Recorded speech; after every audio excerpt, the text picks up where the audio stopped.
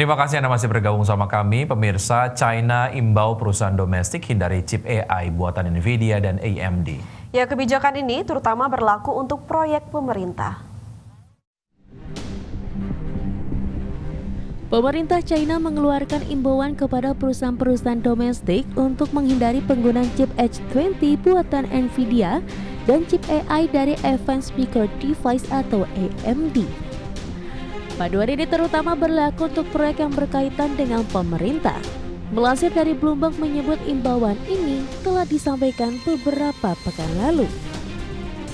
Kebijakan ini menjadi hambatan baru bagi Nvidia dan AMD yang berupaya memulihkan penjualannya di China. Sebelumnya Washington telah melarang ekspor chip AI canggih ke Beijing sebagai bagian dari perang dagang. Meski baru-baru ini mendapat izin menjual chip kelas bawah dengan syarat menyetor 15% pendapatan ke Amerika Serikat, langkah China berpotensi membatasi pasar keduanya. Adapun regulator China juga sempat mempertanyakan keamanan chip Nvidia yang disebut rentan disadap, klaim yang dibantah perusahaan. Imbauan ini sejalan dengan strategi Beijing untuk memperkuat produksi chip lokal. China berambisi mengurangi ketergantungan pada teknologi Amerika Serikat di sektor semikonduktor. Berbagai sumber, IDX Channel.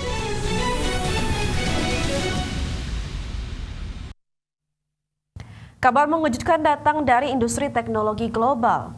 Startup kecerdasan buatan Perplexity AI mengajukan tawaran untuk membeli peramban web populer Google Chrome dengan nilai fantastis mencapai 560 triliun rupiah. Langkah ini memicu spekulasi di tengah kasus monopoli yang menjerat Google.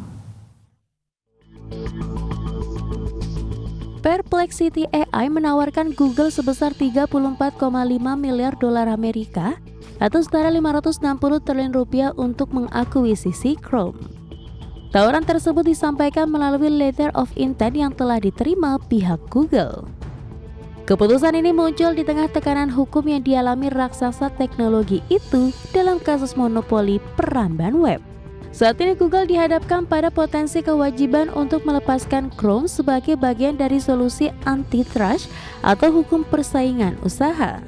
Tawaran Perplexity bahkan hampir 2 kali lipat dari nilai pasar startup tersebut yang kini dilaporkan mencapai 18 miliar dolar Amerika.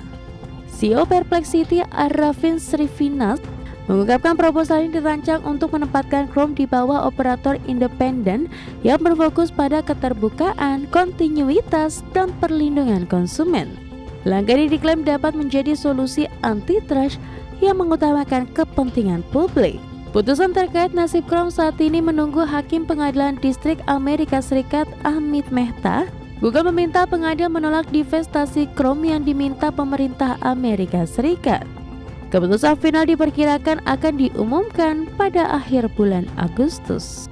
Berbagai sumber, IDX Channel. Pemirsa, langkah strategis dilakukan raksasa farmasi asal Jerman, Bayer, untuk memperkuat bisnis pengobatan kanker. Perusahaan ini resmi menandatangani kesepakatan senilai 21 triliun rupiah dengan Kumquat Biosciences, perusahaan bioteknologi asal Amerika Serikat yang fokus pada terapi kanker.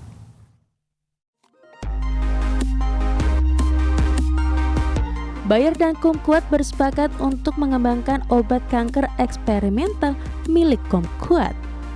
Kerjasama ini bertujuan memperkuat portofolio pengembangan onkologi presisi Bayer, terutama dalam pengobatan kanker pankreas, kolorektal, dan paru-paru. Nilai total kesepakatan mencapai 1,3 miliar dolar Amerika atau setara 21 triliun rupiah. Paket ini mencakup pembayaran di muka, pencapaian target klinis dan komersial, serta royalti bertingkat berdasarkan penjualan bersih. CEO Kumquat Yi Liu mengatakan kolaborasi dengan Bayer memberikan sumber daya keuangan untuk mempercepat pengembangan portofolio klinis. Tujuannya untuk menciptakan nilai jangka panjang dan membawa terobosan dalam terapi kanker. Selain Bayer, Kumquat juga telah menjalin kerjasama dengan perusahaan farmasi besar lain seperti Eli Lilly dan Takeda.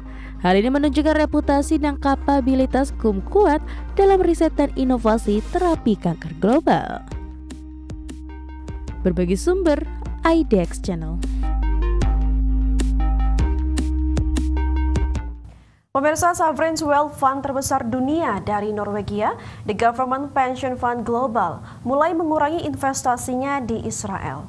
Langkah ini diambil di tengah krisis kemanusiaan yang terus memburuk di jalur Gaza. The Government Pension Fund Global atau GPFG yang dikelola Norges Bank Investment Management memutuskan untuk menjual seluruh sahamnya di 11 perusahaan Israel. Keputusan ini merupakan bagian dari upaya mengurangi exposure investasi di negara tersebut. Langkah ini diambil setelah situasi kemanusiaan di Gaza dinilai semakin parah dan membutuhkan respon nyata. CEO Nikolai Tengen mengatakan keputusan ini diambil sebagai respon terhadap keadaan luar biasa yang terjadi di Gaza. Pihaknya juga berencana mengakhiri kontrak dengan manajer eksternal di Israel. Selain itu, proses due diligence akan diperketat untuk memastikan investasi tak terlibat dalam eskalasi konflik. Adapun dikenal sebagai Oil Fund, The Government Pension Fund Global mengelola aset senilai hampir 1,5% dari seluruh saham perusahaan publik di dunia. Portofolionya mencakup sekitar 9.000 perusahaan global. Dana tersebut berasal dari keuntungan sektor minyak dan gas Norwegia yang diinvestasikan untuk generasi mendatang. Berbagi sumber IDX Channel. Wisa Starhub resmi mengakuisisi seluruh bisnis broadband MyRepublic dengan nilai lebih dari 105 juta dolar Singapura. Langkah ini menjadi bagian dari strategi perusahaan untuk memperkuat posisi dan memperluas layanan di pasar broadband Singapura. Starhub pada 12 Agustus 2025 resmi mengumumkan akuisisi 100% bisnis broadband MyRepublic. Sebelumnya Starhub telah memegang 50,1% saham melalui transaksi terbaru. Starhub membeli sisa 49,9% saham termasuk merek MyRepublic di Singapura dan aset operasional penting lainnya. Nilai total kesepakatan dicatat sebesar 105,2 juta dolar Singapura atau setara 81,8 juta dolar Amerika, terdiri dari 94,3 juta untuk pembelian saham dan 10,9 juta untuk aset bisnis broadband MyRepublic. Langkah ini disebut akan memperkuat strategi multi merek dan multi segmen serta memberikan nilai tambah melalui diferensiasi layanan dan paket produk lintas segmen. CEO Starhub Nihil Ipen menegaskan bahwa akuisisi ini merupakan percepatan bisnis. Dengan kepemilikan penuh, Starhub mampu bergerak lebih cepat dan melayani pelanggan dengan lebih jelas serta penuh perhatian. Ipen menilai pasar broadband Singapura sedang memasuki fase konsolidasi di mana skala dan kualitas layanan menjadi kunci untuk bertahan di tengah persaingan. MyRepublic menegaskan operasional lainnya tetap berjalan normal pasca akuisisi.